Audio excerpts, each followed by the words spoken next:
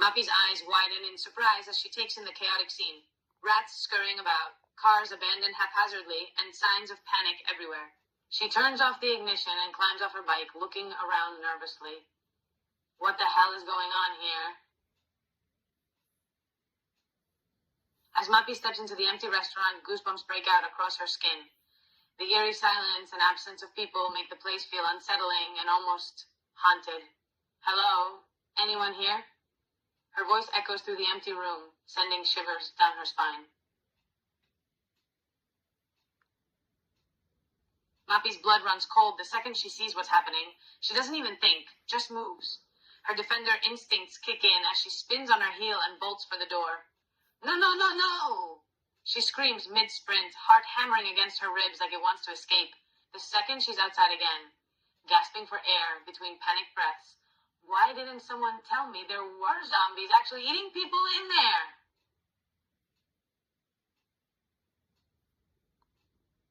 Mapi watches everything play out in front of her. The policewoman pointing her weapon, screaming at her to get down. The gunshot that follows. Her hands fly to her mouth as she flinches involuntarily, eyes locked on the scene. Then, suddenly, the zombie drops. Mapi exhales raggedly, feeling a surge of relief. Maybe she doesn't have to worry about being eaten after all. Oh, thank God, she mutters, slumping against the closest wall. Wait, did I just witness that woman kill a zombie?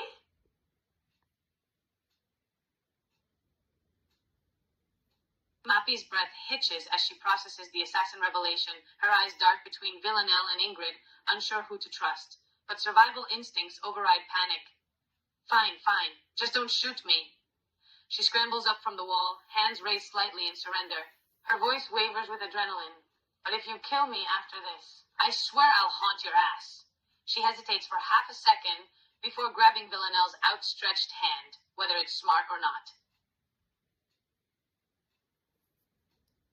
Mapi doesn't hesitate. She throws herself into the passenger seat with all the grace of a panicked athlete, practically bouncing off the seat before buckling in with shaky hands.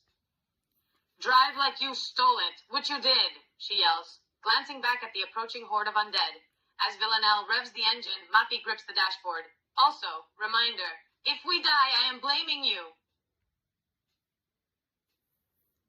Mapi holds on for dear life as Villanelle speeds down the streets, tires squealing in protest.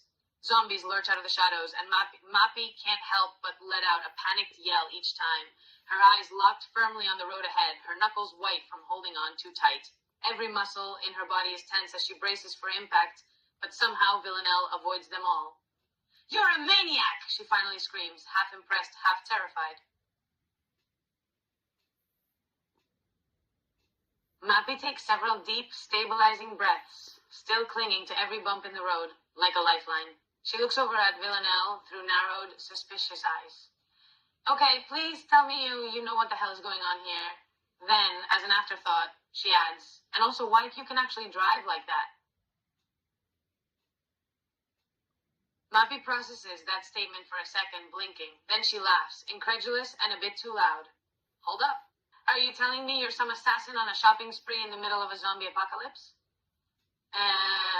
She stares at Villanelle like she's grown two heads, disbelief heavy in her voice.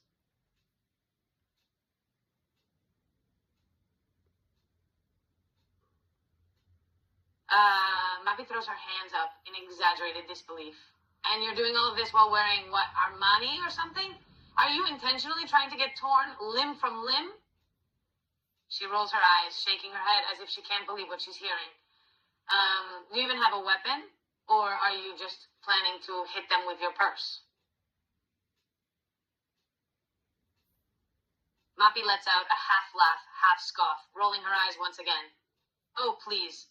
Don't try to sell that cocky I'm so mysterious crap here. If you're actually an assassin, prove it. She crosses her arms as a clear challenge, raising a brow expectantly. No way is she buying this weapon act, especially with that designer handbag swinging from Villanelle's grip. Mapi leans in slightly, still skeptical but undeniably intrigued. Survival first, ego second. All right, fine. Let's hear it. She gestures impatiently. But if this is another fashion-related answer, I swear, her voice drops to a mutter, I will throw myself at the zombies.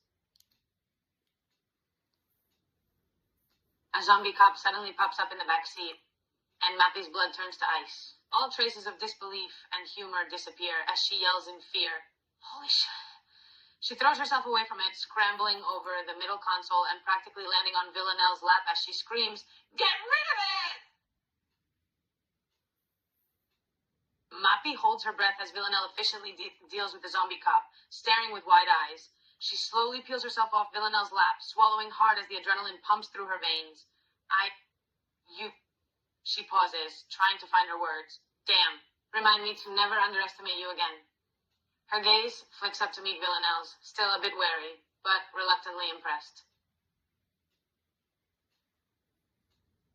Mapi finally exhales sharply, her nerves still frayed, and leans back against the seat. She runs a shaky hand through her hair before reaching for the radio herself, twisting the dial uselessly. Great. So we're alone, lost, radio dead, and surrounded by zombies. She throws her hands up, she glares at Villanelle, and don't say fashion.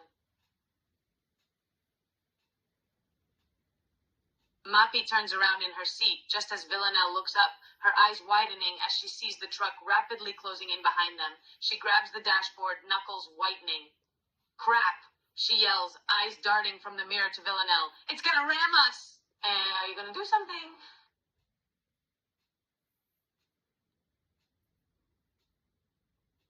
Mapi doesn't think. She moves. The second Villanelle shouts, she throws open the door and dives out, hitting the pavement hard and rolling roughly before scrambling up onto her knees. She screams as the explosion rocks the street, heat licking at her back. She staggers to her feet, looking around frantically for Villanelle through the smoke and fire. "Villanelle!" Her voice cracks with panic. She can't see her. And worse, the explosion has definitely attracted attention. The groans of approaching zombies fill the air. "Fantastic," Mapi mutters, backing away slowly, hands raised like she can somehow ward them off. "I hate this city." And then she turns and bolts. Do you want Mapi to reunite with Villanelle later? Or is this their final separation?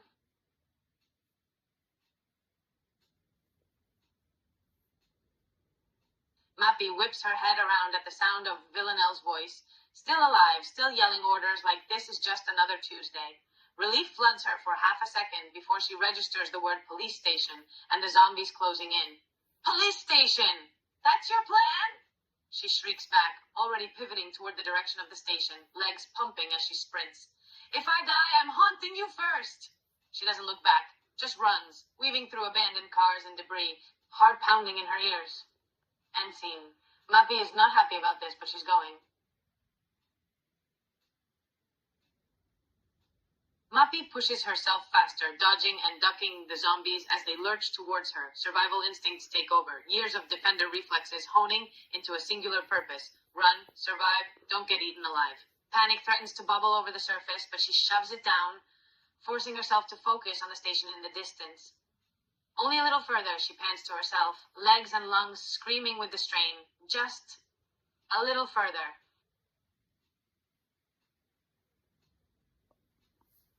Mapi's fear suddenly twists into raw frustration. Her jaw clenches, her hands ball into fists, and she stops running.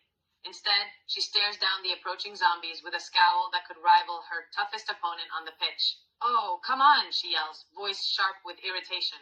She grabs a loose pipe from the wreckage nearby and swings it hard at the nearest zombie, knocking its head clean off. "You want a piece of me? Fine, try it!" The adrenaline surges through her veins, no longer panic, just pure stubborn defiance. She swings again, breathing hard, her feet moving like she's dribbling past defenders. I didn't survive defenders twice my size to get taken out by you walking leftovers. She kicks another zombie square in the chest, sending it stumbling back. Next one's getting a red card.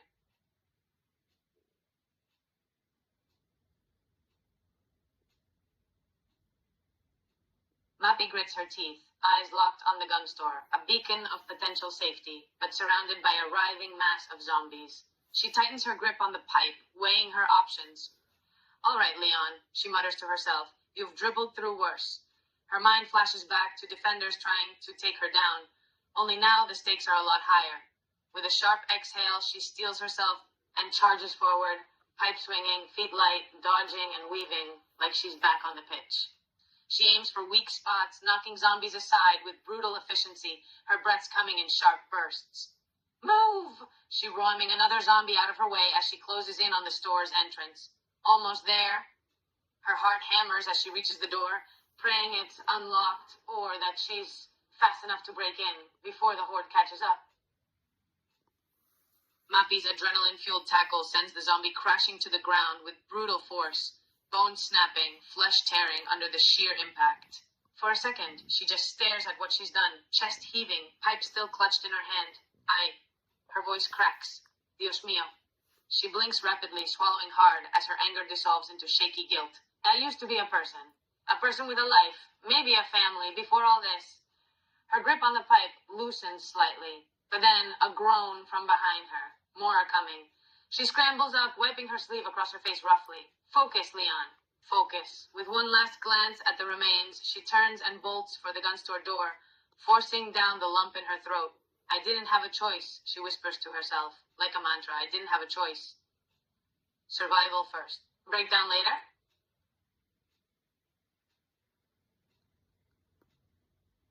Mapi bursts into the gun store, heart hammering in her chest. She quickly takes in her surroundings, the tense atmosphere, Kendo with his shotgun, the boarded windows, and exhales raggedly, dropping the pipe with a clatter. Okay. She lifts her hands in a universal, I'm unarmed, stepping forward carefully. I'm not one of them. Her voice is still shaky, adrenaline lingering as she holds Kendo's gaze. Please don't shoot.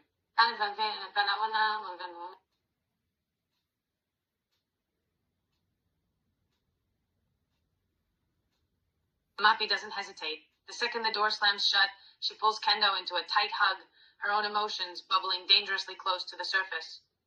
Hey, it's okay, she murmurs, voice thick as she holds him, ignoring the way her own hands tremble slightly. We're safe now. Just breathe. She doesn't mention the zombies outside. Doesn't mention the bodies she just left behind. Right now, none of that matters. This kid is scared, and she gets it. So she holds on a little tighter, swallowing her own fear. You're not alone anymore, she promises, pulling back just enough to wipe his tears with her sleeve. Gentle, despite the calluses on her hands. We'll figure this out. Together. And for the first time since this nightmare started, she actually believes it.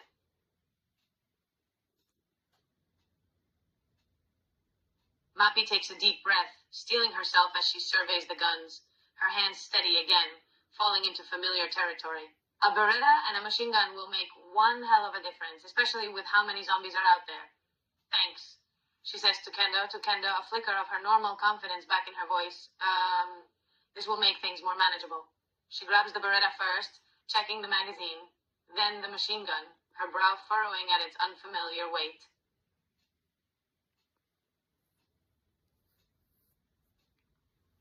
Mapi's eyes flicker to Kendo, too close to the windows, too exposed. She moves quickly, grabbing his arm gently but firmly and pulling him back. Hey, stay away from there, she says, voice low but urgent.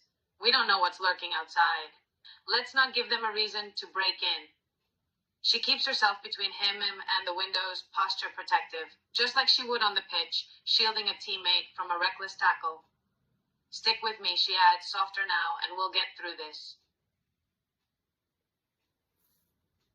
Mapi scans the shelves, quickly assessing their options. If they're going to make it out of this, they need more firepower, especially with how many zombies there were outside. Damn, she mutters, hands clenching into loose fists. We need heavier ammo. Something that'll pack a punch against those damn things. She turns to Kendo, urgency in her eyes. Any ideas?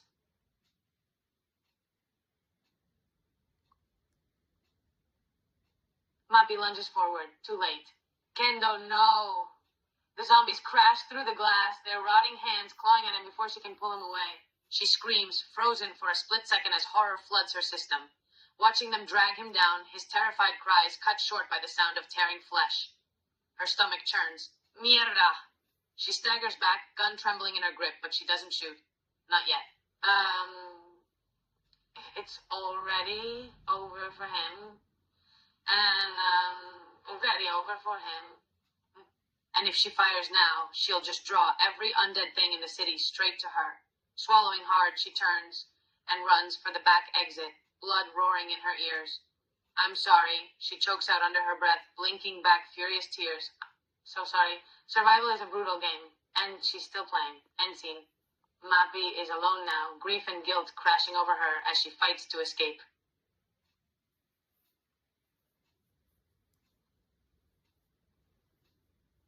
Mapi sprints through the narrow back streets, her breaths ragged and uneven, each one burning in her chest. The sounds of the zombies fade slightly, but she doesn't slow down. Not yet. The graffiti-covered walls blur past her, a chaotic mix of neon spray paint and crumbling brick. The city's pulse reduced to this. Run. Survive. Don't look back. She skids onto a cracked basketball court, her boots scuffing against faded court lines. The hoops are rusted, nets torn, but for a second, it feels familiar. Almost normal. Almost like before. Focus, she hisses to herself, shaking the memory away. She can't afford nostalgia. Not now. Gun still clutched tight, she scans the area, checking for movement, for danger. Then she ducks behind a boarded-up concession stand, finally letting herself slump against the wall, knees pulled to her chest. Okay, she whispers, wiping her face roughly with her sleeve. Okay, just gotta keep moving. But for a moment, just a moment, she lets herself breathe. Scene fades. Mapi regroups, alone but not defeated, the weight of the day pressing hard against her shoulders.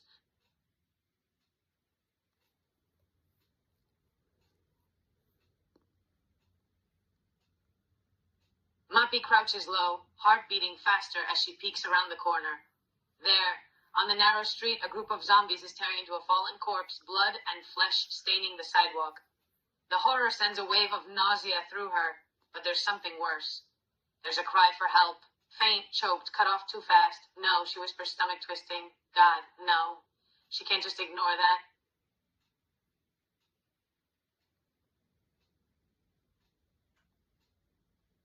Mapi doesn't hesitate, she moves. Rage and grief boil over as she charges the horde, pipe swinging with brutal, unforgiving force. Each strike is fueled by desperation, by the helplessness gnawing at her chest, knowing she can't save whoever they were. But she can make damn sure these things pay. Fuera! Fuera de aquí! She roars, slamming the pipe into skulls, ribs, anything she can hit, until they drop, until the street is littered with twitching limbs and dark, rotting blood. Panting, she staggers back, trembling, eyes darting to the remains of the victim. Too late. Always too late. Her throat tightens. She swallows hard. Lo siento, she whispers hoarsely, fingers gripping the pipe until her knuckles bleach white. I'm sorry. Then she turns and keeps walking. No time to fall apart. Not here. Scene fades. Mapi presses on, her grief buried under necessity, the city's horrors relentless around her.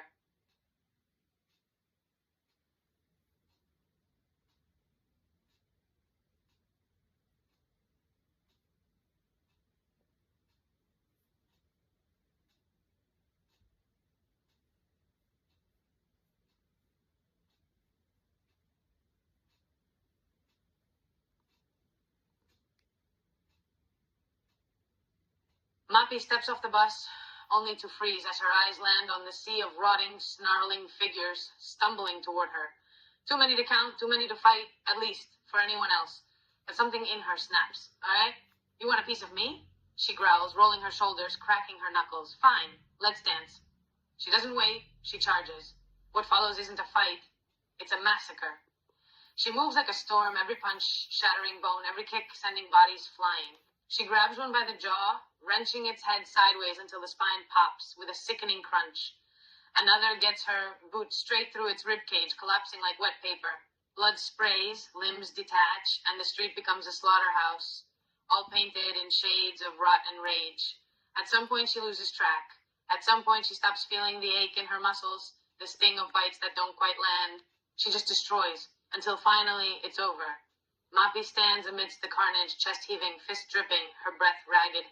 The street is silent, nothing left but the twitching remains of her wrath. She spits blood to the side, wipes her mouth with the back of her hand. Guess I am that good, she mutters before stepping over the wreckage and walking away. Scene fades. Mapi, unstoppable and terrifying, leaves behind a graveyard of her own making.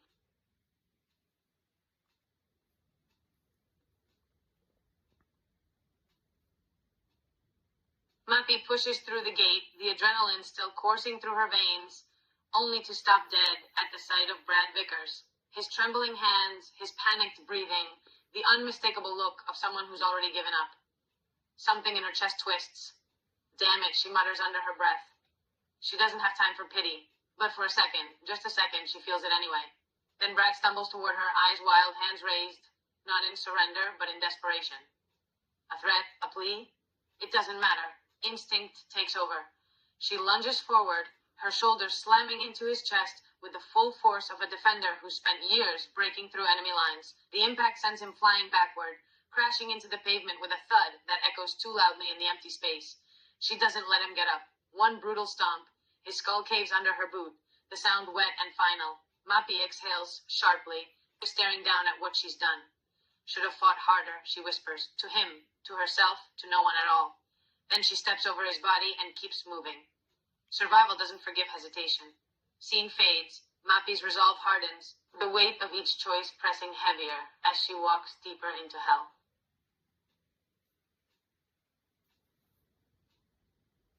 Mapi slows her pace as she approaches the police station, her breaths still uneven from the relentless sprint.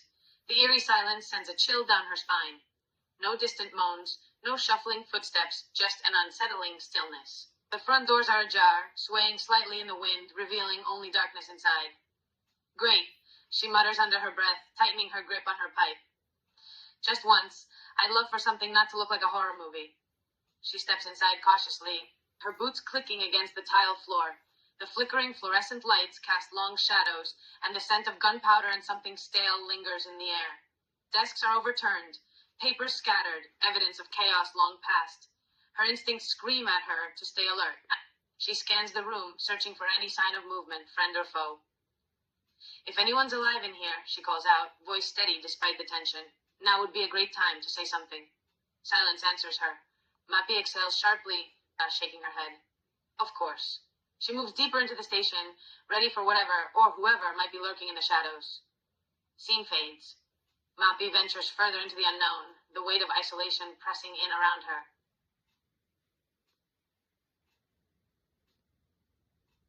Mapi steps into a room filled with remnants of a cancelled party.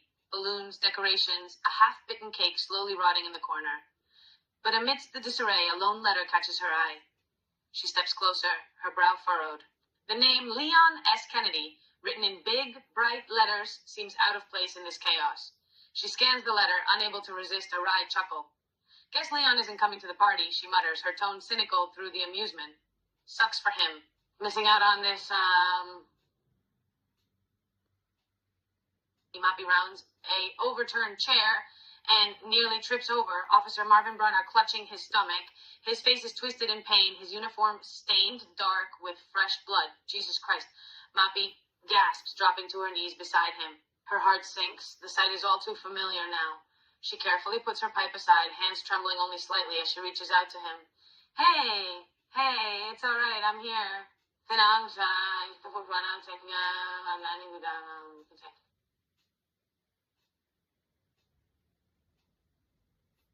Mapi exhales sharply, trying to keep her voice steady despite the grim situation. Mapi Leon, she says, offering him a small, reassuring nod, though her eyes betray the urgency she feels. Defender for Barcelona. Former defender, I guess, considering... She gestures vaguely at the ruined police station around them. Then, more gently, what happened here, Marvin? Can you tell me? She doesn't mention his wounds, doesn't mention the inevitable. Right now, she just needs answers, and maybe, just maybe, to give him a moment of dignity.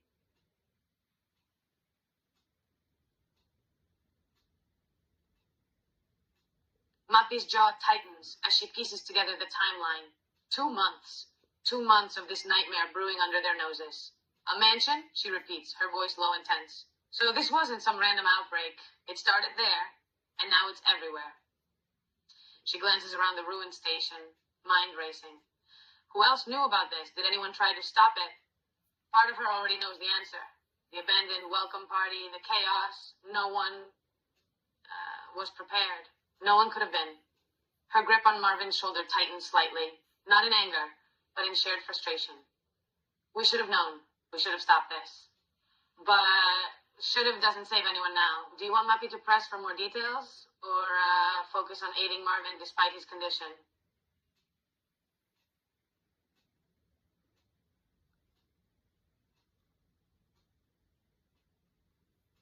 Mapi's eyes narrow as Marvin explains the situation. 3 people trying to sound the alarm, only to be silenced. A bitter taste fills her mouth as the pieces fall into place. Umbrella, she growls, her hands curled into fists. Of course, the corporation we thought was legitimate. She scoffs, her voice sharp with anger. Those bastards will pay for this. She turns back to Marvin, studying his wounds again. How much time does he really have?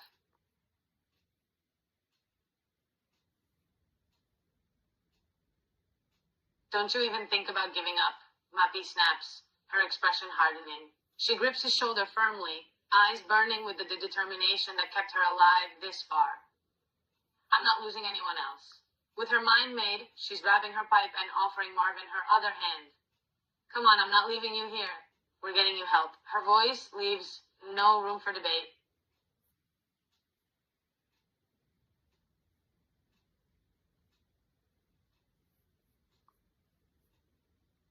Mapi freezes as the cold barrel presses against her forehead, her breath hitching, but she doesn't flinch. Her gaze locks onto Marvin's, understanding the plea beneath the threat. Fine, she finally grits out, jaw clenched. But this isn't over. Slowly she backs away, hands raised, never breaking eye contact until the last second. Then she turns and runs. The gunshot echoes behind her. She doesn't look back. Scene fades.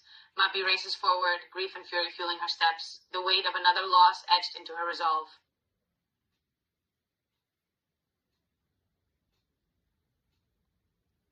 Mapi bursts into the main hall, the echo of the gunshot still ringing in her ears.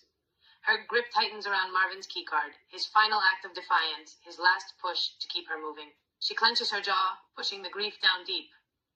All right, Umbrella, she mutters, swiping the card with a sharp beep. The doors slide open, revealing the dimly lit corridor beyond. Let's see how you like getting tackled for once. With her pipe in one hand and a stolen handgun in the other, she steps forward, ready to burn the whole damn place to the ground. Scene ends. Mapi's war begins.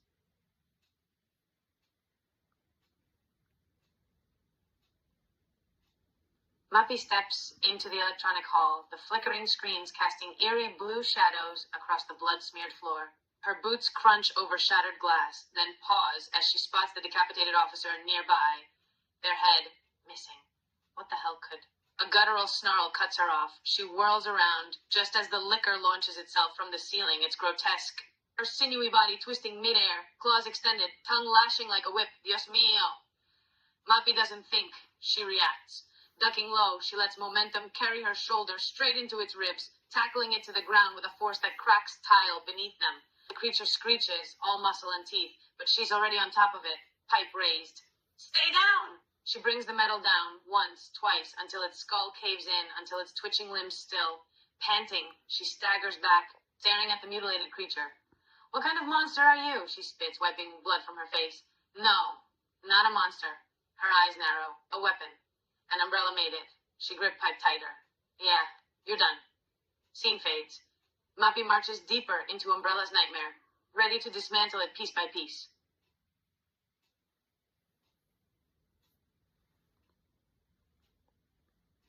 Mapi sprints through the chaos, her boots pounding against pavement slick with blood and gore. Zombies lurch toward her, but she barely breaks stride. Every swing of her pipe is precise, brutal, shattering skulls, caving ribs, reducing the undead to pulp beneath her wrath. Move! She snarls, kicking a cop zombie's knee backward before slamming her pipe through its temple. Out of my way! Body parts fly, arms torn free, heads rolling, torsos crumpling under her relentless assault. She doesn't hesitate, doesn't mourn. These things aren't people anymore. Just obstacles between her and Umbrella's downfall. The violence is second nature now. Survival honed into something darker. Something vengeful. You made me into this, she growls, crushing a liquor spine under her heel. Now live with it. She doesn't stop. She can't. Scene fades. Mapi carves her path forward, a storm of fury and shattered corpses in her wake.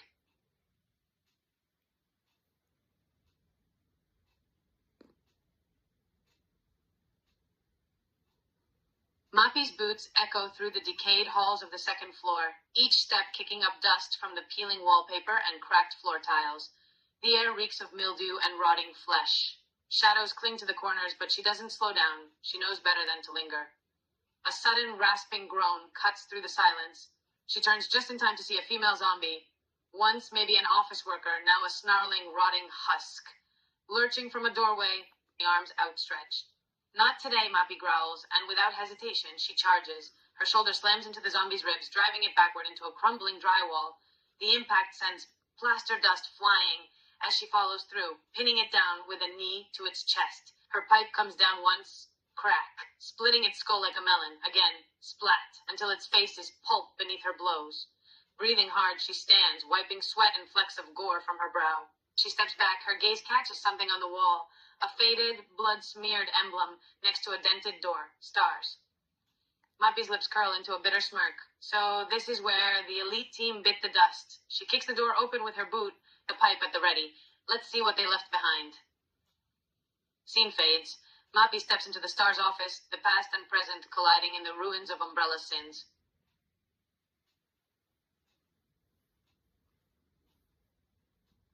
Mapi flips through the weathered pages of Chris's diary, her grip tightening with each line. Disdain curls her lip as she reads his scathing critiques, calling women's football soft, dismissing skill as lack of real competition. Her jaw clenches. Of course, she mutters, slamming the diary shut. A guy who couldn't tackle his way out of a paper bag has opinions. She tosses it aside, boot knocking it into a pile of rubble. Hope the zombies ate you first, pendejo. Then she turns, ready to wreck whatever's left of Umbrella with even more ferocity. Scene fades. Mapi's fury now has a fresh target. Mapi scans the next page of Chris's diary, his words dripping with bitter self-pity. No one listens? She scoffs. Oh, poor baby. Guess the world doesn't care about your ego. The next line catches her attention. Europe? Well, at least he's getting out of my way. Her eyes narrow, fingers crumpling the page. Can't wait for him to find out what real danger looks like. Mapi turns the next page. Now it's Jill's diary. The pages are filled with a mix of hope and determination. Jill, better than this douchebag, at least. Mapi mutters, scanning the lines. Last escape, huh? Well, I bet I can give her one to forget. Then she sees the word miracle in bold. Ha! Miracles are for the living. A bitter smile tugs at her lips. And these days, those are in short supply.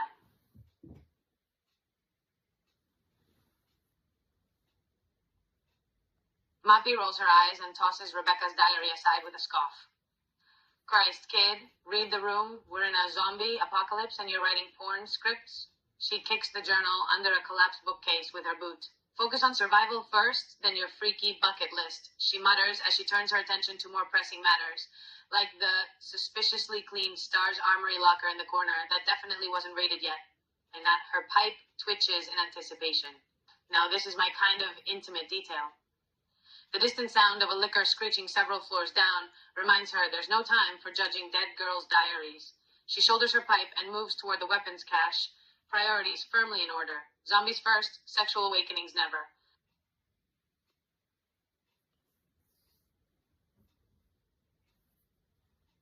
Mapi flips through another page of Rebecca's diary, this time detailing some very questionable fantasies involving Star's uniform modifications. She wrinkles her nose and snaps it shut. Okay, enough, she mutters, stuffing the diary back onto the desk. Kid needs Jesus. Or a therapist. Or both. Her attention shifts to the F-8 spray bottles neatly lined up on a nearby shelf. She grabs two, shaking them, still full. Now this is useful. She stuffs them into her bag with a grunt. At least someone here had priorities. A sudden crash echoes from the hallway. Glass shattering, something heavy dragging itself closer. Mapi smirks, rolling her shoulders as she grips her pipe. Speak of the devil.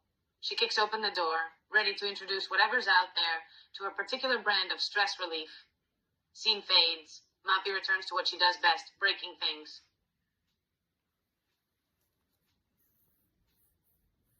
Mapi picks up Barry's diary, scanning the pages with a mix of surprise and curiosity. Barry, huh? Guess even cops read tabloids. She flips through the pages, pausing at the NRA member card. She raises an eyebrow, tossing it aside. Of course he's a gun nut. Can't say I'm shocked.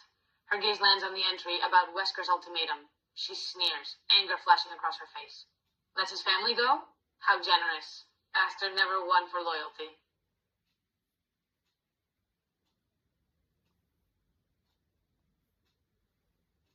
Mapi reads the passage about Barry's anxiety and scoffs. Weak. She taps the word with her pipe, her eyes narrowing. No wonder he couldn't keep up. This line of work takes spine, something Barry clearly lacks. She scowls. And don't get me started on that monster Wesker. He wouldn't know loyalty if it bit him on the ass. But Barry? She sneers as she tosses the diary back onto the desk. He should have stuck to shooting paper targets, not playing hero.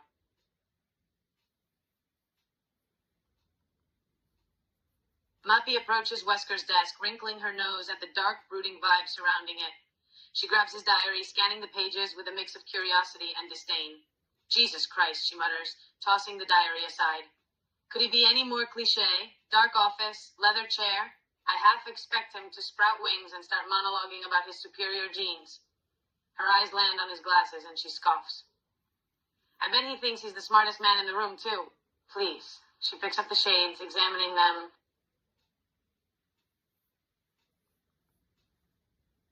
Mapi shakes her head as she reads Wesker's inflated ego and half-baked power fantasies. She laughs wryly. Of course, typical Wesker. The supervillain genius with delusions of grandeur. She scans an excerpt about the tyrants and scoffs. Oh, I'm sure Putin's shaking in his boots at the thought of some overgrown abominations. Give me a break. She tosses the diary onto the desk with a dismissive gesture. Let's be real. The only thing scaring anyone are your fashion choices.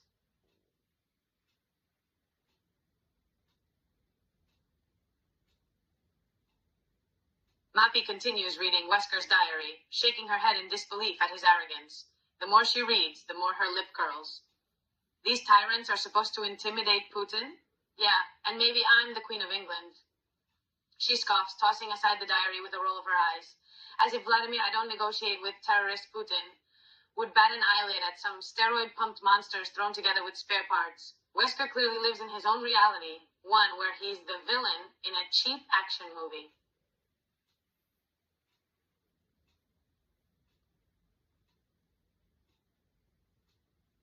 Mapi flips through Wesker's diary with increasing disgust, her grip tightening on the pages. Oh, of course. Barry and Jill are idiots for not bowing to your bullshit, she mutters, voice dripping with sarcasm. Because clearly, the pinnacle of genius is creating unstoppable murder monsters instead of, I don't know, fixing the goddamn world. She slams the diary shut, tossing it onto Wesker's desk with a scoff. Real value? The only value here is proving you're even more of a narcissist than I thought. A sudden creak from the hallway snaps her attention away. She grabs Barry's python, spinning it around her finger. Guess what, Wesker? She calls into the empty office, smirk sharp as a blade. Your tyrants? I'll drop every last one of them. And when I find you, she cocks the hammer. I'm collecting interest for every idiot you ever underestimated. Scene fades. Mapi stalks out, the weight of vengeance settling into her stride. Mapi picks up the photo, studying the faces of the STARS team. She runs her thumb over the images. Chris' expression, Jill's calm determination, Barry's gentle strength. They stand together, a united front against chaos and danger, but there's a hint of something haunting in their eyes. Like they all know something we don't. Poor bastards, she mumbles, her voice tinged with genuine regret. They didn't stand a chance, did they? And now it's on me. As she places the photo back, she clenches her fists, a stare.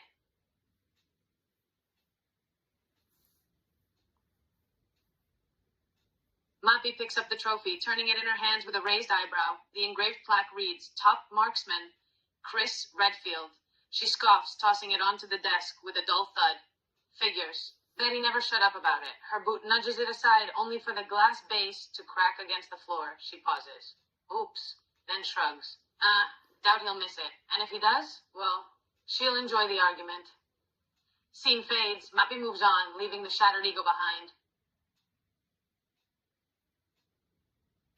Mapi's eyes widen as she spots the control panel, banks of monitors, radios, a whole setup that could have been game-changing if it weren't dead as the corpses littering the hallway. Hold up. She slams her fist against the console, sparks flying uselessly. Of course it's out of power. Would have been too easy otherwise.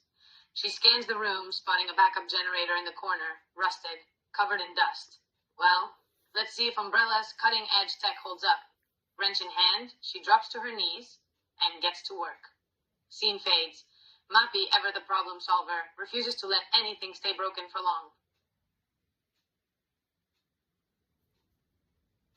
Mapi steps out of the locker room with a fresh M79 in her grip, twirling it around her finger like a baton. She looks up as the door swings open, eyes narrowing. Well, if it isn't the resident psycho. Her gaze locks with the newcomer's, lips curling into a cold smirk. What do you want? Mapi crosses her arms, leaning casually against the doorframe. Her eyes never leave the newcomer's face. Oh, please, she scoffs, rolling her eyes.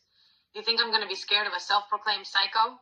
You're a cliché, sweetheart. She gives the M79 a lazy spin, metal glinting under the dim lighting. I've dealt with worse. So try something. Anything.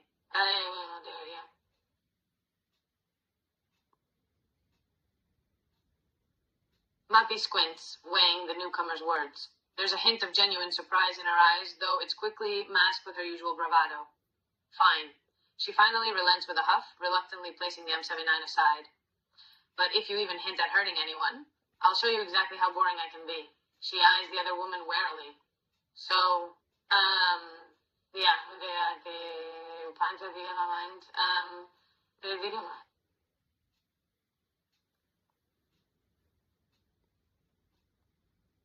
Mapi's posture loosens just slightly as recognition flickers in her eyes. Oh, that shit show. She crosses her arms, leaning against the wall with a dry smirk. Yeah, no thanks to you prancing around while the place burned. But hey, she gestures to herself, bloodied, bruised, but very much alive. Still kicking. Disappointed? Her tone is playful, but there's steel beneath it. A silent challenge. Try me. Scene fades. Two predators circling, neither quite ready to strike.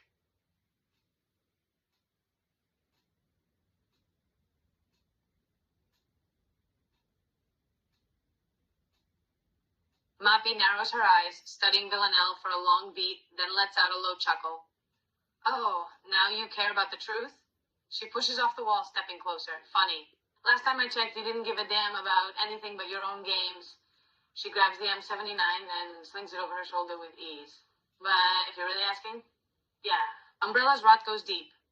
Mansion outbreak, stars cover up, bioweapons in broad daylight. Her voice drops, low and sharp. And they've got more coming. She locks eyes with Villanelle again. So here's your info. You stay out of my way, or I'll remind you why even assassins should fear football defenders. A beat. Then smirk. Scene fades, tension thick as smoke before the storm.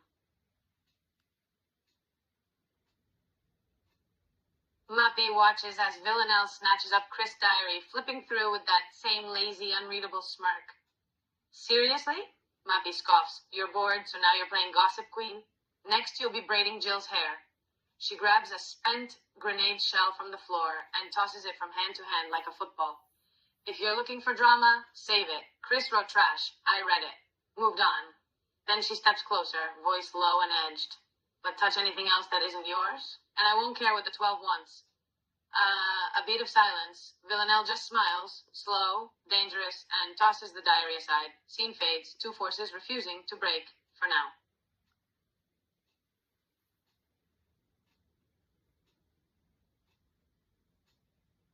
Mapi watches as Villanelle rifles through Wesker's desk, eyeing the items with a mixture of curiosity and annoyance. Looking for treasure? Mapi asks, half joking. Hate to break it to you, but all Wesker kept around was his ego. Her eyes glint with something like challenge as she approaches, leaning against the desk. Or are you after something specific?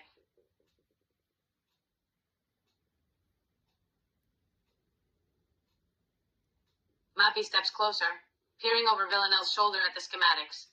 Blueprints of grotesque muscle grafts, neural inhibitors, viral catalysts. Her stomach twists. Son of a bitch. She snatches a page, scanning it. He kept how-to manuals for turning people into monsters? What kind of narcissistic idiot leaves that lying around? Villanelle smirks, the kind who thinks he'll be back to collect. Mapi crumples the paper in her fist. Then let's make sure he doesn't get the chance. She turns toward the generator room, the spark of an idea flaring in her eyes. And if you're smart, you'll help me burn this place down before anyone else reads step one. Scene fades. Two enemies with one cause. Erase Umbrella's nightmare before it rebuilds.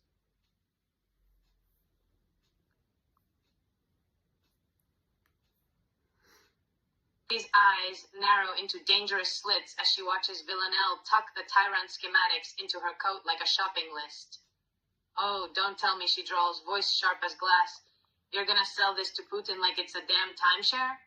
She takes a step forward, the pipe in hand, expression darkening. That boring politician starts launching these freaks at cities. We're not just fucked, we're extinct. Villanelle just smiles, cool, amused, as if it's all a game. Mapi doesn't flinch. Keep walking. Take your amusing money and see how funny it is when the world burns and there's no one left to pay you. Her smirk returns, cold and fierce. Or better yet, stay. Let's see which of us walks out with those files. Scene fades. The air thickens. Two predators circling over the end of the world. Mapi charges only to be slammed back against the floor, knocked breathless as the pipe flies from her hand. Dios mío, she gasps, glaring across the room at Villanelle. She scrambles to her feet, reaching for another pipe, but her eyes keep catching on Wesker's desk, the Tyran blueprints tucked away so neatly. She clenches her fist so hard her knuckles ache. Fine. Mapi spits, eyes cold as ice. Go. Run back to your president. I doubt he'll be too grateful.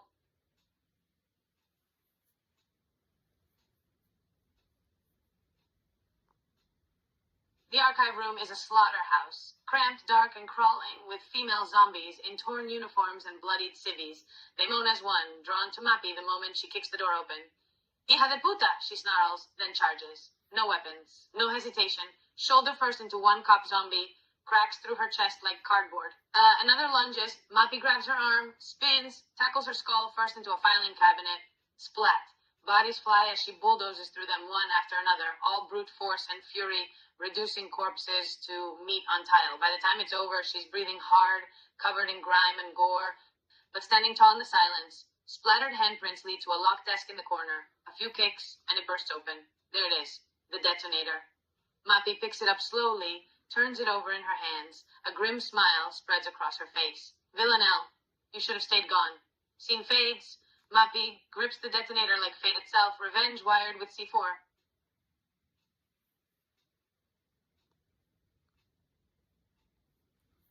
Mapi kicks open the door, pipe in hand, only to freeze at the sight. Marvin's body is gone, but the floor tells a story. Smears of blood dragged toward the hall, shattered glass near the radio, bullet casings glinting under flickering lights, and fresh zombie corpses piled like trash. Some with crushed skulls, others torn apart, like something big tore through them. Her eyes narrow. No, she breathes. He didn't. She steps forward, kneeling beside a single boot print smeared in gore. Too large to be human. Then she sees it, a trail of thick, dark ooze leading into the ventilation shaft. Mapi stands slowly. Not dead, transformed. She grips her pipe tighter. Umbrella didn't just make monsters, they made this mess happen on purpose. Scene fades, Mapi's rage reignites. The hunt isn't over, it's just evolved.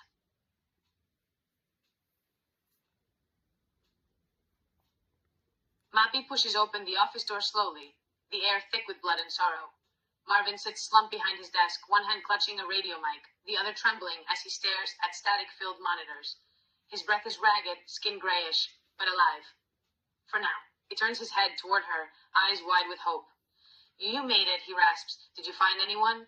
Is there life out there? Mapi freezes. Her heart cracks. She wants to lie. She wants to say yes, say we're safe, it's over, help is coming. But she can't. Not to him. So she steps forward, drops her pipe with a clatter, and kneels beside him, meeting his gaze like an equal on the edge of oblivion. I found you, Marvin. Her voice is raw. And until we both stop breathing, that means something. A beat. Outside, a distant screech echoes through the halls. Mapi picks up her pipe again, but not for Marvin. For what's coming next. Scene fades, two survivors holding on, 1 second longer. Marvin slumps back in the swiveled chair, eyes glazed as he runs a trembling hand through his hair. You don't understand. His voice wavers. If I survived, if I'm the only one, he turns toward the monitors, eyes distant. This city, Mapi steps closer, grips his shoulder, forcing him to look at her. We're not dead yet, she says fiercely. Her eyes hold his, refusing to let him disappear into despair. You hear me?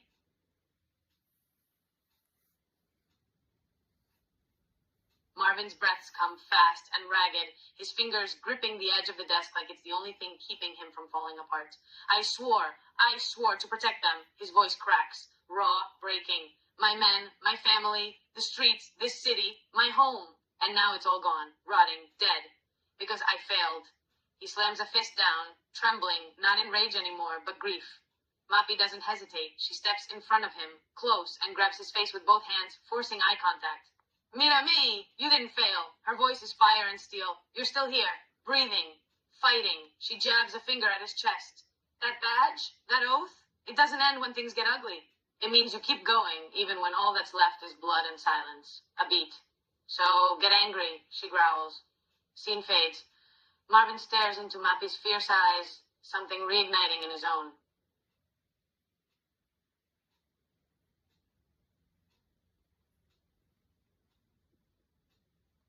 Radio's dead, Marvin says, voice hollow but sharpening with urgency. I've been calling for days. Static, no evac, no help. They sealed the city. Mapi steps back, eyes wide, jaw tight. What? Then it hits her like a kick to the gut. They're not saving anyone, she breathes. They're containing it. Zombies outside, corpses in the streets. A city full of people, abandoned. Mapi slams her fist into the wall once, twice, her body trembling with fury. We're not rats in a cage. She turns to Marvin, eyes blazing. So they won't let us out? Then we don't ask. We take it. You want to protect this city? Fine. Let's burn Umbrella first and see who's left standing. Scene fades. Two broken souls reborn in rage, ready to break the lockdown or die trying. Marvin's body contorts, twisted, distorted, his body turning against him even as he fights to be human. Mapi. His voice is ragged, almost pleading. Please. I can't. She doesn't hesitate. She doesn't flinch. Marvin's eyes meet hers, filled with despair. I tried to keep them safe. I know, she rasps. You tried. Her voice breaks, just like his heart.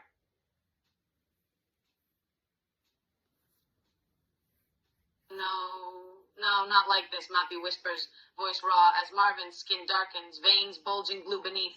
His breath gurgles, hands twitching into claws. He doesn't beg, but his eyes do. And she sees it, the man who stayed behind to warn others. The one who radioed for help until his voice gave out. Now turning into the very thing he fought to stop. She moves. In one brutal motion, she lunges forward, driving her knee hard into his jaw as he rises, a final tackle from a defender who protects her own.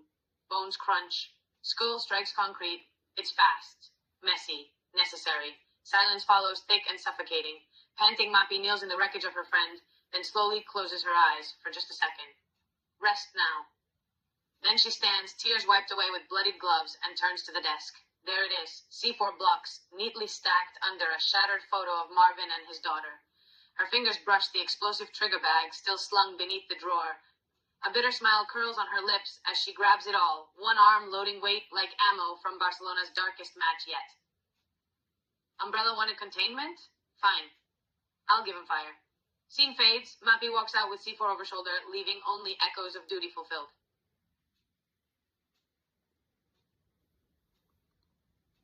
The exit slams shut with a final echoing clank, all doors sealed, no alarms, no way out. Only down, Mapi mutters, eyeing the rusted hatch in the floor. Sewers. The stench rises already, rot, waste, and something alive. She pries it open. Then, snarling. Mutated dogs burst from below, jaws stretched too wide, eyes milky white, muscles twitching under torn skin. They leap like nightmares given fangs, no hesitation. Mapi fires twice, bang, bang! First dog skull bursts mid-leap, second staggers as rounds rip through its chest, one shot clean to the spine. Third lunges low, she sidesteps like a fullback cutting past an attacker and puts two more rounds into its side as it turns. They fall in heaps, twitching, but not rising again. Mapi ejects the empty mag with a sharp click, slots in fresh ammo from her belt, and wipes blood and slobber off her face with a growl. Try me. With C4 still strapped on her back and gun smoking at her side, she steps onto the ladder, descending into darkness. Scene fades, deeper underground, where things far worse than dogs are waiting.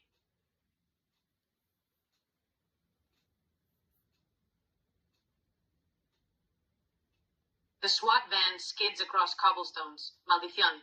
Mapi slams on the brakes, swearing loud enough to shake snow off tree branches. Her eyes snap open as the van swings to a halt, inches away from a concrete wall. A beat of silence. Then, a breath escaping through clenched teeth. Puta madre. Mapi reaches over, flipping the headlights off before stepping out with a quiet click behind her door, leaving it standing open.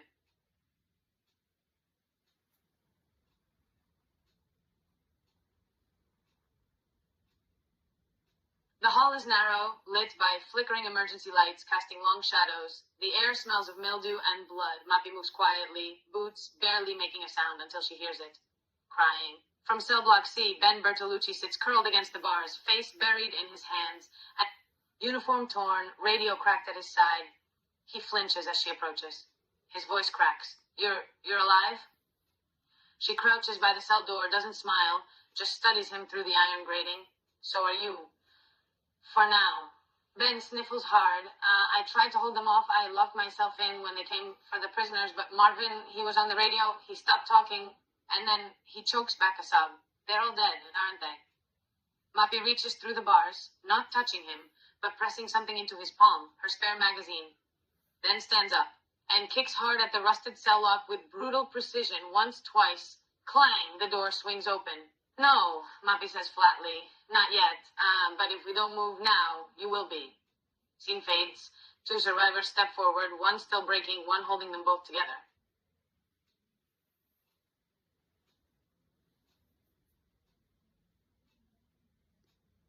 Ben grips the bars like they're the only thing keeping him from drowning.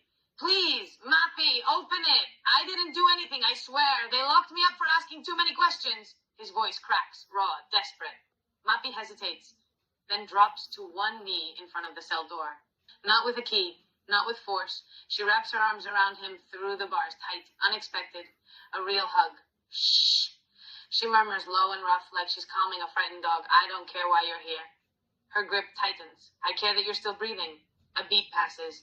Ben sobs into her shoulder. Body shaking, not from infection, but fear finally released. Then Mapi pulls back, cupping his face like a coach before kickoff. But we stay alive? You follow my lead. No questions till we see daylight. Another hard kick to the rusted lock, metal screams, and finally, freedom. Scene fades. Two unlikely allies step into deeper darkness, but not alone. Mapi kneels by the key rack, rusty, labeled with faded tags, testing one after another in the stubborn lock. Sparks flicker from a dying overhead light. Ben huddles near the bars, arms wrapped tight around himself. Please, don't leave me. His voice trembles. I'm not ready to die. I don't want to be alone when it happens. She stops, turns, and without a word, steps back to him, not with keys, but with her hands on his shoulders, forcing him up. Look at me, she says. Low, fierce. You are not going to die today. Not in this cell, not like this, and damn sure not alone. She shoves a spare pistol into his belt. You stay behind me, you do what I say, and if you cry again, save it for when we're out, with wine and bad stories over fire. A final click, and the lock gives way. Mapi yanks the door open wide. Now move. Scene fades. Ben stumbles forward, alive and no longer forgotten.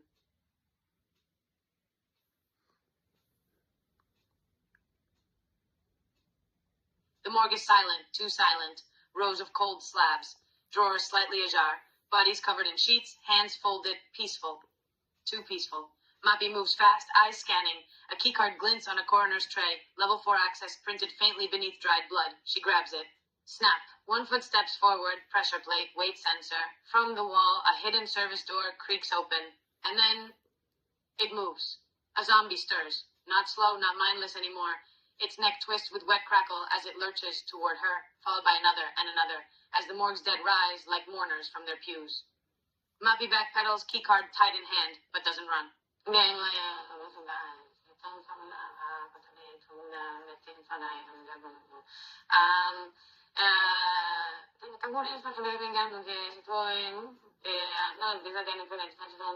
With one smooth motion, she pulls her pistol, fires once into the closest head. Bang! It drops, but two more rush through the doorway from behind gurneys, arms flailing like broken machines coming online after years of silence. Vamos! She growls, slamming her boot into a metal tray and sending it flying like a discus. Clangs against the far wall, distraction enough to draw their heads. Now, she sprints low past them, shoulder checks through an opening, and kicks open the exit before they turn back. Behind her, the moans grow louder as death reclaims its home. Scene fades. Mapi runs down dark halls again, this time with death snapping at her heels.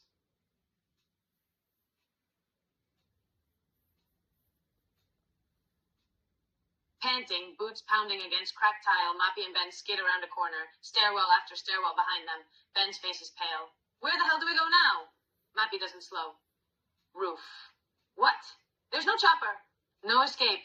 Just sky and bullets from snipers if they even see us. Mapi smirks, wild, defiant, as she kicks open the final door to the upper landing. Exactly. They think no one would be stupid enough to go up when the world's ending down below. She turns, eyes blazing in the dim light. So we do what they don't expect. We get loud, we get seen. And then? Ben asks breathlessly. Mapi pats the C4 on her back with a sharp thud. Then we make him regret ignoring us.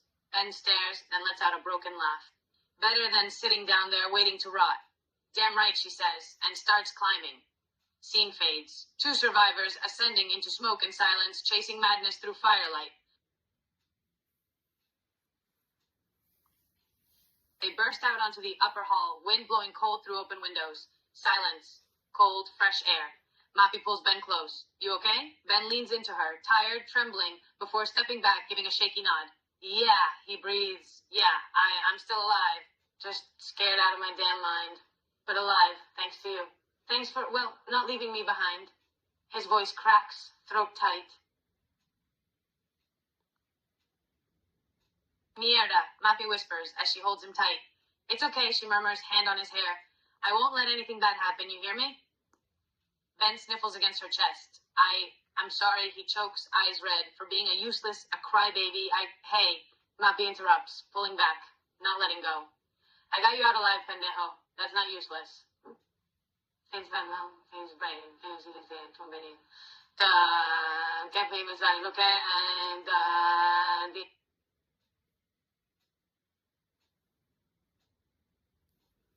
Mapi grabs Ben's arm, hard, and pulls him forward, eyes locked on the door.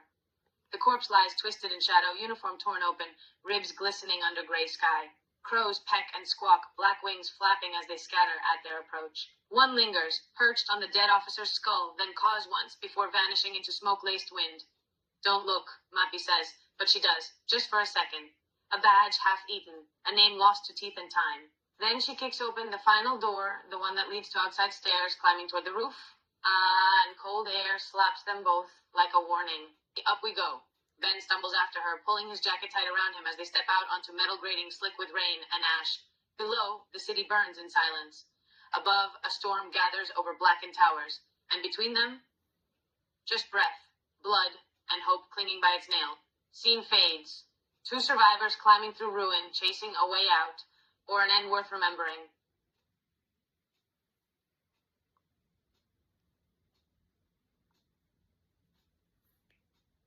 The rooftop howls with wind and chaos. A flicker of hope, a police officer waving wildly beneath a chopper hovering just above, rope ladder swaying in the storm. Help! Over here, he screams, gun raised as a wave of zombies crawls up the stairwell, twisted forms lunging for him.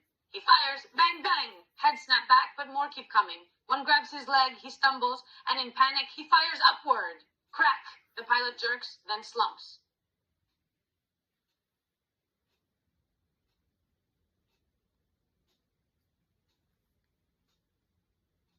The helicopter tilts violently, rotors shrieking, sparks flying as it clips the roof's edge. Down, Mapi roars. She doesn't think. She moves. One hard shove sends Ben flat to the ground, and in one motion, she throws herself over him, arms wrapped around his head, back turned to the blast. Kaboom! The chopper strikes the far side of the roof in a fireball, metal screeching as it folds into itself, fuel exploding in a wave of heat and smoke. Shrapnel rains down like hell's hail. A burning rotor tears past where Ben stood seconds ago. Silence hits, a beat after. Then, coughing. Mapi lifts her head slowly, face streaked with sun blood. Not hers. Her jacket smolders at the shoulder. Ben, she rasps, shaking him gently. Talk to me. He whimpers beneath her, but moves. Breathing. Alive. She rolls off with a grunt, pulling him up by his collar when he hesitates. We're not dying today. Her eyes lock onto the burning wreckage. The dead officer now lost among feasting corpses. The sky choked with smoke. No more choppers coming. No more easy escapes. Only one option left. Mapi reaches back, fingers brushing cold plastic strapped to her pack. C4 still intact? Yes. Then she smirks through cracked lips. Then we make our own exit. Scene fades. 2 survivors rise from ash, walking toward fire instead of away. Ben coughs, swiping dirt and smoke from his face as he stands. Maybe we can save some people. Mapi's brow furrows. There are none. No more help is coming for them. No choppers, no evacuation. No one left alive. Just us and everything we're about to blow. Ben nods, then asks, is it over then? Mapi looks from him to the skyline, then away. Not yet.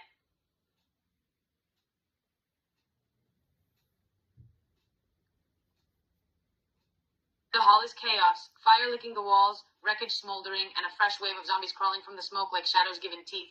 Mapi fires bang, bang, headshots. Clean, fast. One drops, two crumble. She kicks another back into flames with a snarl and a scream, high-pitched, raw with terror. From the wreckage of the chopper's shattered side door, a woman, half-trapped under metal beams, writhes, leg pinned, face streaked with blood and ash. Help! Please, God, somebody! Ben freezes behind Mapi, eyes wide. We can't leave her! Mapi doesn't move at first. Her jaw tightens. The voice echoes through smoke so close to survival, but then she sees it. The bite on the woman's forearm. Fresh but festering already, veins turning black beneath skin. She's infected, she says flatly, lowering her gun. No, I'm not. The woman sobs. I was scratched by metal, I swear. But even as she speaks, the twitch begins in her fingers, eyes fluttering too long. Mapi knows what comes next. She steps forward. Not to save, but to end it clean before it turns ugly. Ben, she says without looking, turn around. He hesitates. Do it. Ben turns away just as Mapi raises her pistol one last time. Bang! The scream ends. Silence returns, with only fire now speaking for them all. Scene fades, grief heavy in smoke-filled air. Survival exacts its price.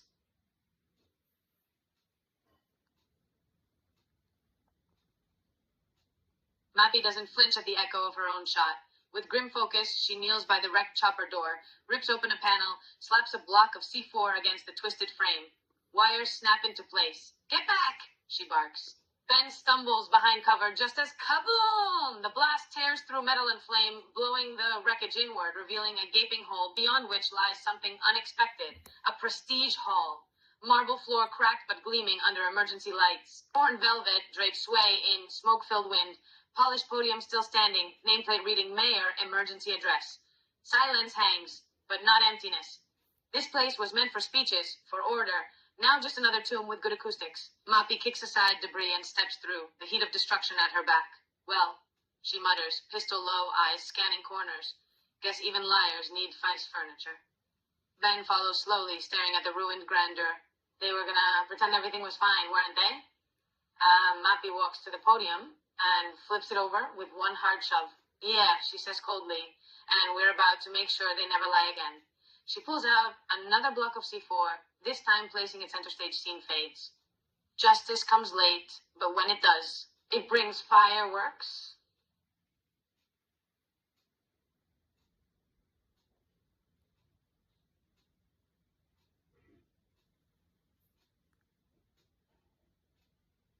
The door creaks open. Mapi steps inside, gun up, breath quiet. Behind the chief's massive oak desk, a woman lies motionless, suited and pale, eyes wide in death. Blood stains the paperwork beneath her. Then, creak. The chair slowly spins. Brian freezes mid-draw, his pistol aimed right at Mapi's chest. Face twisted in panic, then recognition. Oh, he sputters. Mapi, Dios santo, I thought you were one of those things. His hands shake as he lowers the gun with an awkward chuckle. Terribly sorry. Nerves. He rubs his balding head, eyes darting to the corpse on the desk, like he'd rather not explain her. You look good, he adds weakly. Alive. That's a win. Mapi doesn't lower her weapon. Instead, she steps forward. Slow. Deliberate. Who is she? She demands, voice low. And why are you still breathing while she isn't? Scene fades, silence thickens, secrets rotting behind polished lies.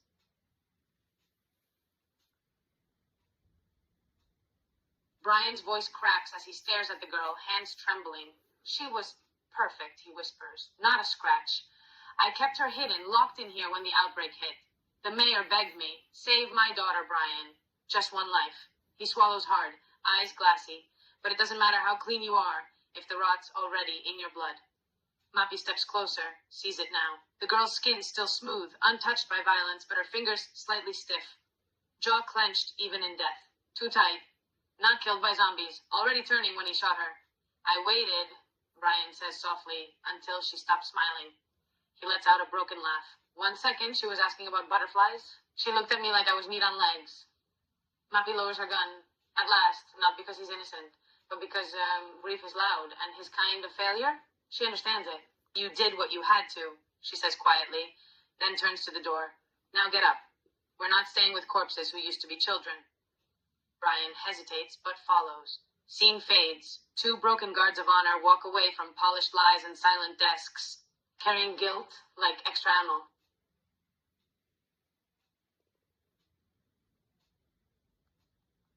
Mapi narrows her eyes. Gun down, but guard still up.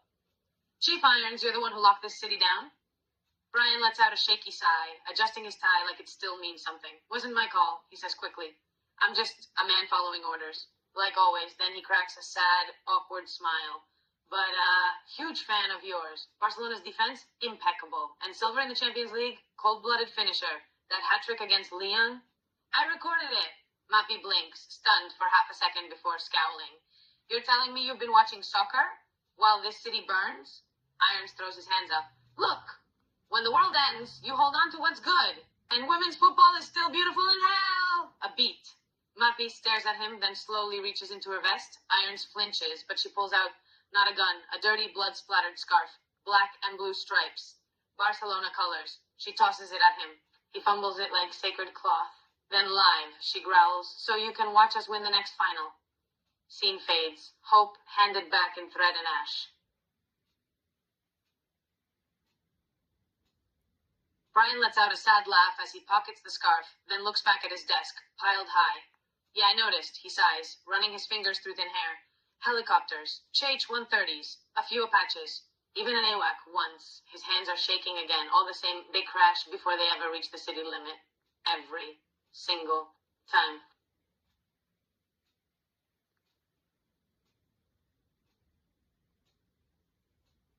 Ben's voice echoes down the long, flickering hall, bare bulbs swinging like hanged men. Should have asked about a radio? Something. A way out? Mapi keeps walking, boots steady on cracked tile. He's in on it, she says flatly. Irons? He didn't just follow orders, he liked the quiet. All those helicopters crashing? He marked them off like birds in a logbook. A beat. That hobby of his? She glances back, eyes hard. Counting our deaths. That was the real game. Ben shivers, not from cold, but realization creeping in. So this city was already dead before it turned? Mapi stops, and turns to him, face shadowed under dim light. Yeah, rot ran deep, long before blood hit the streets. She grips her gun tighter. And men like Irons, they watered the roots. Ben looks back toward the chief's office, then forward into darkness, ahead. Then we don't stop at blowing up buildings. Mapi gives one slow nod. No, we burn their names too. Scene fades, footsteps fade into silence, but vengeance has just begun.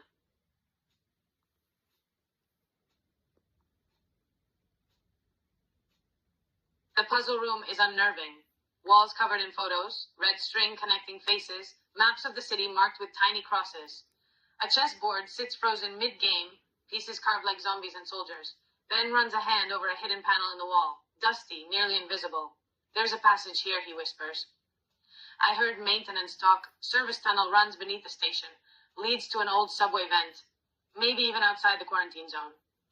Mapi doesn't move toward it. Instead, she backs away, scanning the room like it's booby-trapped. Could be real, could also be bait.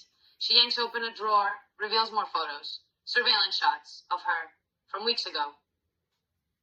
He knew we'd come, she mutters, voice tight. This whole place, it's not for hiding. It's for trapping. Ben pales. So what do? Mapi grabs a chunk of C4 from her pack and slaps it onto the wall beside the panel with a wet thud. Wires snap into place. We take nothing from liars, she growls, setting the timer. No shortcuts, no secrets.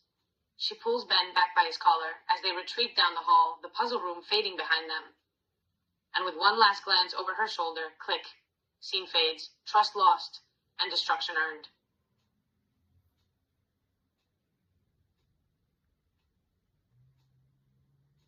The C4 blast erupts with an echoing wham, sending brick and smoke and debris crashing into the hall. Mapi yanks Ben back as they run away, coughing as dust rains down. Grab them. Ben snatches 3 icon stones from the floor. 1 gold, 1 silver, 1 bronze. Good, she says, pulling him forward. Let's get out of here before the whole building crumbles.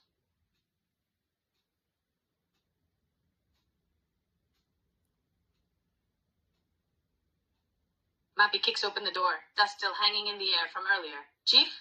No answer. The office is empty. Chair turned, desk untouched. But behind it, the painting of a serene Barcelona skyline is crooked. Mapi sees it instantly. That wasn't there before. A single brushstroke on the canvas, the Camp Nou stadium painted just too red. She slams her palm against the frame. Click. With a quiet hiss, the painting slides sideways, revealing a hidden panel in the wall. 3 circular slots shaped exactly like their stolen icons. Ben steps forward, breathless. He knew we'd find them. Mapi glares at the dark opening beyond and slowly pulls out her gun again. Then let's show him we don't play by dead men's puzzles. She grabs all 3 stones and, one by one, slams them into place. Scene fades, walls shift, something deep below starts to wake.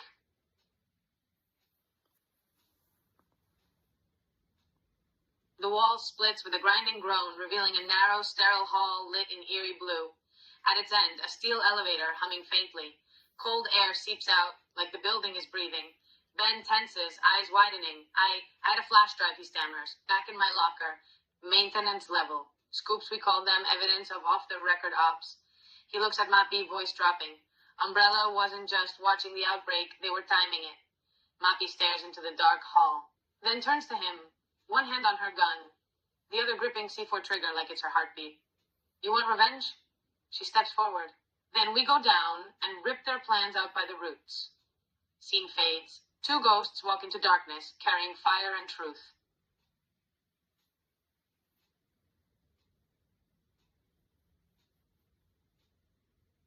The elevator hums, lights flickering as it descends into unseen depths. Ding. A soft chime, then silence.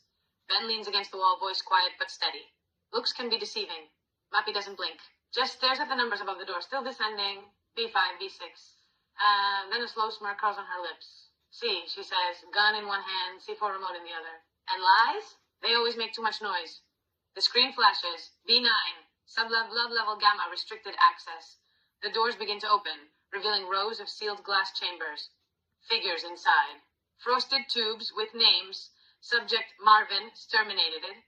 Empty pod labeled Mapi Leon, pending acquisition.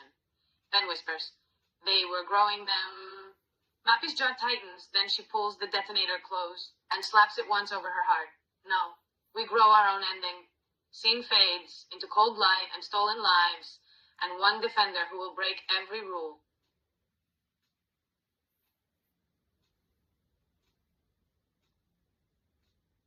Ben's hands tremble, not from fear now, but rage. He pulls a crumpled file from his jacket, blood-stained, stamped, umbrella secure, eyes only. It's Birkin, he whispers. William sent orders straight to Irons. Contain STARS members at all costs. Eliminate if they resist. And the rest? The women? The ones who filed complaints? He swallows hard. Buried. Like everything else. Mapi takes the papers, skims fast, then stops. One name stands out. Officer Elena Marquez. Reassigned. Terminated. Her best friend on the force. Gone without a word. Her grip crushes the page. So he wasn't just a coward. She looks up, eyes dark fire. He was a predator, hiding behind a badge, while good people died for truth. Ben nods slowly. Irons didn't just fail us. He helped make this hell. Mapi tucks the file into her vest, over her heart. Not for proof. For memory. Then she draws her pistol. Chamber clicks as she racks it full round. Now, she steps toward the open lab door at the end of hall, glass pods humming behind her like ghosts watching. Now, Mapi says low and deadly, we find Irons, and I show him what happens when you hurt people I protect. Scene fades, Vengeance walks in combat boots, and it speaks Spanish.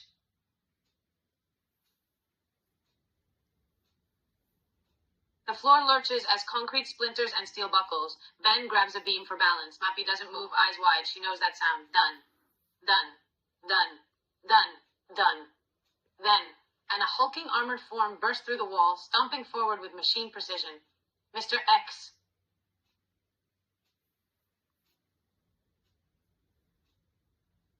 Ben and Mapi run through an underground hall, footfalls echoing off rough stone. The only light comes from emergency flares, flickering eerily underfoot. Ben shivers. Creepy, he mutters, like we got sent to the Middle Ages, except with monsters. Mapi keeps walking, hand on his shoulder to guide him. Not much scarier than life, she says softly. Just faster.